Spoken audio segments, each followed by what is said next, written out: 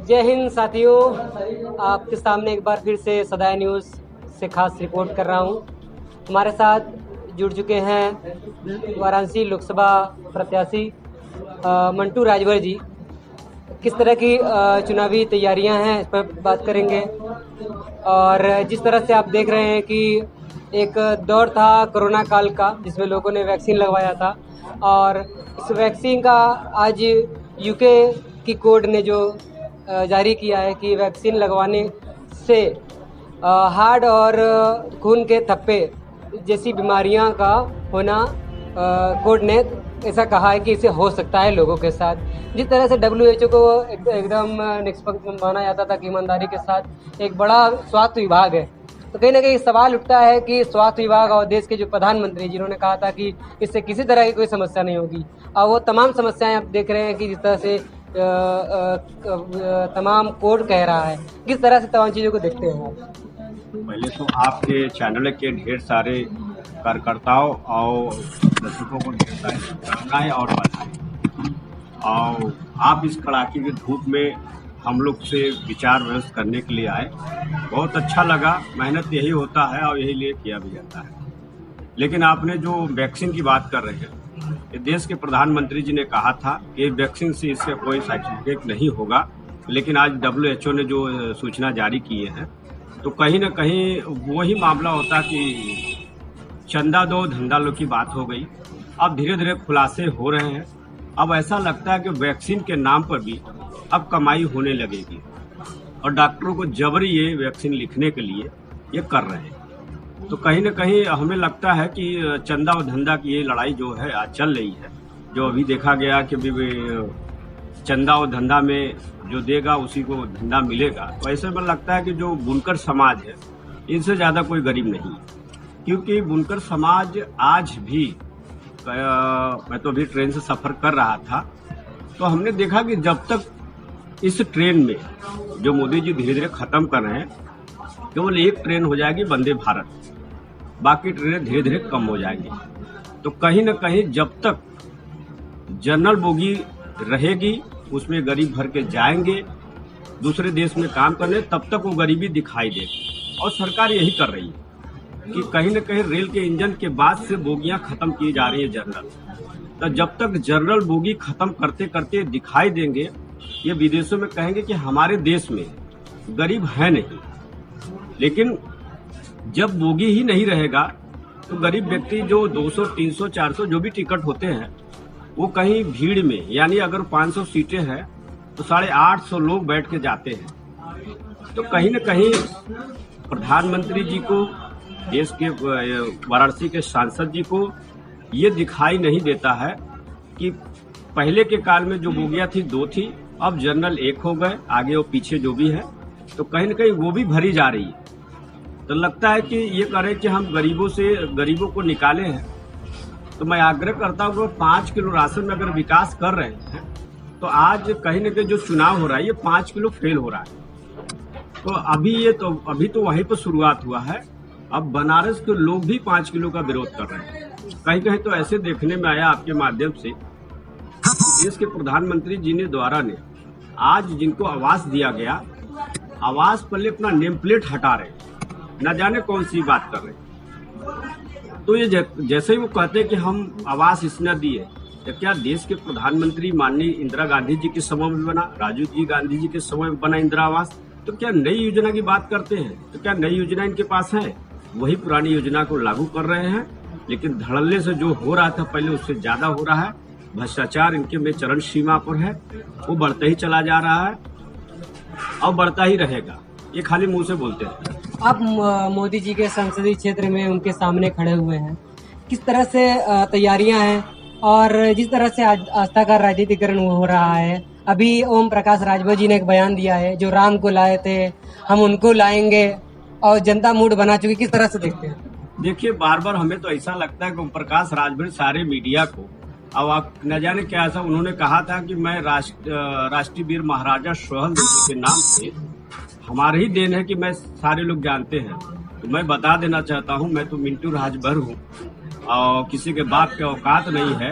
वो ये कह सकता है कि हमारे नाम से ही सुहेलदेव जी को नाम जाना जाता है। तो ये ओम प्रकाश राजभर जी कहीं कहीं उनकी मानसिकता गलत हो गई है। वो उनको कहीं विदेश में जाके ऑपरेशन अपने दिमाग का कराना चाहिए। जो इस भाषा का प्रयोग करते हैं कि राजभर समाज हमारे ही नाम से जाना जाता है, तो कहीं न कहीं लगता है कि उनका दिमागी संतुलन बिगड़ चुका है। और एक बच्चे के मुंह में जो भारतीय जनता पार्टी ने आज पूरे उत्तर प्रदेश में, मैं बताना चाहता हूं आपके माध्यम से, पूरे उत्तर प्रदेश में भारतीय जनता पार्टी ने एक भी राजभर को टिकट नहीं दिया अपने सिंबल के माध्यम से। इससे राजभर नाराज है। भारतीय जनता पार्टी को इसका खामियाजा उठाना पड़ेगा। मंत्रिमंडल दे दिया उठाकर आप?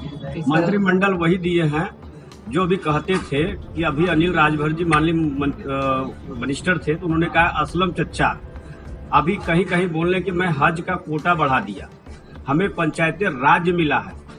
ये झूठे वादा करते हैं कि हम आप कोई समस्या लेके जाते जैसे चुनाव खत्म हो जाएगा। भारतीय जनता पार्टी ने काट का उल्लू बना खड़ा करके ओम प्रकाश राजभर को गुमराह करने का काम कर रहे हैं। और इस पर भारतीय जनता पार्टी ने कहीं न कहीं राजभरों को अगर अपना प्रत्याशी बनाकर नहीं उतारे हैं तो बनारस से लेकर पूर्वांचल में जब ये बढ़ेंगे आगे उनको नुकसान सहना पड़ेगा। मंटू राजभरों पर कितना विश्वास बना है इसकी? देखिए, राजभर बहुत अच्छे से हम लोग के साथ है। 5 तारीख को आपको कार्यक्रम में सारनाथ में भी दिखाई देगा। कहीं न कहीं ऐसा लगता है कि राजभरों में गुस्से हैं कि जो 75 आज के 80 सीटों में राजभर को एक भी सीट नहीं मिली है, तो कहीं न कहीं भारतीय जनता पार्टी से राजभर नाराज हैं।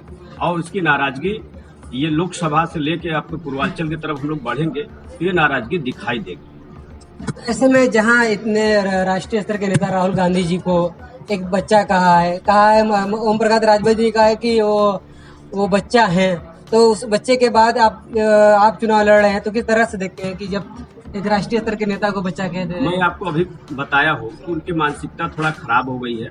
इनको बहुत सही योगी जी ने कहा कि हज हाउस का इनको क्या मंत्री बना दिए गए हैं। तो हम तो ये चाहते हैं कि नहीं के पार्टी का ही मंत्री बोल रहा था कि असलम चच्चा, असलम तो मुसलमान से सुना हुआ नाम हो गया, तो असलम चच्चा और ये दोनों लोग कह रहे थे।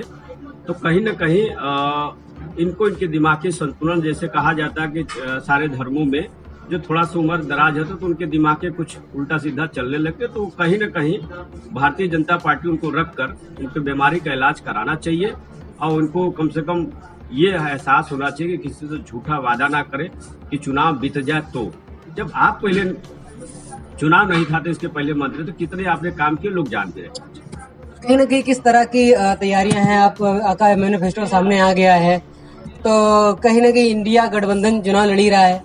बसपा है जो दलित वोट के दावा कर रही है, किस तरह से देखते हैं? बसपा से भी प्रत्याशी शामिल हो? देखिए, बसपा तो भारतीय जनता पार्टी की एक पार्टी है जो केवल मुसलमानों को बहराने का काम करेगी। ये केवल भारतीय जनता पार्टी बसपा के ही एक सेक्टर हो गई है। ये खाली नाम के है। वो केवल खाली गुमराह करेंगी, मुसलमानों को वोट काटेंगे, उनके विकास की बात नहीं करेंगी। कहीं न कहीं हम लोग को बता देना चाहता हूँ कि जैसे घोषणा पत्र मेरा जारी होगा, हमने सारे चीजों को ध्यान में रखते हुए, हमारी पार्टी ने पूरे ध्यान में रखते हुए पूर्वांचल महापंचायत पार्टी ने बहुत प्रमुखता से उसे लाएगी और उन गरीबों के साथ काम कर रही है। जैसे हमारे में देख लीजिए, पूर्वांचल राज्य अलग हो, काशी बने राजधानी। फिर बुनकरों को सही अथवा किया जाएगा, बुनकरों की मांग हमने उठाए हैं। हमने एक टेम्पू चालक का भी बात उठाए हैं, उसमें हमने एक मीडिया सेंटर बनाने की बात कर रहे हैं, कल्याण बोर्ड की बात कर रहे हैं। तो कहीं न कहीं हम लोग सारे चीजों को ध्यान में रख के अपने घोषणा पत्र हम लोग जारी करेंगे और जारी करेंगे आप लोग के माध्यम से सारे चीजें सामने आएंगी।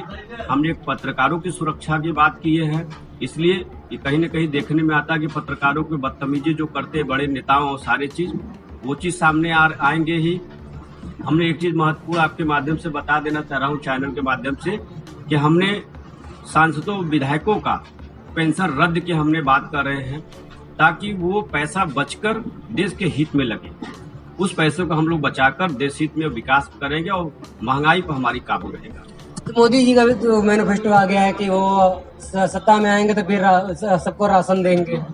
भैया ये तो कहते अब की बार मोदी की सरकार महंगाई की बहुत बड़ी मार, तो भैया महंगाई तो है ही, तो ये तो खाली झूठे बोलते रहते हैं। आप अब तो पहले कदे गारंटी, अब तो मोदी की गारंटी, भारतीय जनता पार्टी की भी गारंटी नहीं, अब तो मोदी की गारंटी है। ऐड पे आ रहा है, आप देख लीजिएगा कि कहीं ना कहीं भारतीय जनता पार्टी नहीं है, मोदी जी की गारंटी। तो कितना गारंटी है, आप लोग 2017-2014 से आज तक देख ही रहे हैं कितनी गारंटी है कि धीरे धीरे महंगाई बढ़ते चले जा रहे हैं। एक भी अगर 2017 से आज तक के कान में ये कभी सुनाई नहीं दिया होगा कि किसी भी चीज का कम हुआ। लोग तरस गए होंगे ये बात सुनने के लिए, लेकिन मैं आपके साथ पूरा वादा करता हूं, पूर्वांचल महापंचायत पार्टी आपके साथ कंधे से कंधा मिला के जहां जहां हमारे प्रत्याशी चुनाव लड़ रहे हैं अपनी बात को दमदारी से रखेंगे और पार्टी के माध्यम से, हमारे कार्यकर्ताओं के माध्यम से, हमारे बुनकर साथियों के माध्यम से यहाँ का हमें लोकसभा प्रत्याशी बनाया गया। हम एक गरीब परिवार से आ रहे हैं, लेकिन हमें जहाँ खोजेंगे वहाँ मैं मिलूंगा और बहुत लोग गाड़ी घोड़ा ऐसे चलेंगे, लेकिन आप लोग के माध्यम से जहाँ जरूरत होगी मिंटू राजभर आप लोग के साथ है और रहेगा, सदा आभारी रहे। ठीक ठीक, बहुत अच्छा लगा बात करके। हमारे साथ खास शख्सियत जुबैर खान बागी, जो बनारस के अंदर इतनी अलग पहचान बना चुके हैं और मिंटू राजभर जी का की तरह से सहयोग कर रहे हैं, समर्थन कर रहे हैं, तमाम चीजों पर की तरह तैयारी करें। थोड़ा सा आगे आइए, कुछ बातें आपसे भी हो जाए। किस तरह की तैयारी है? तमाम आप बराबर ऑटो चालकों के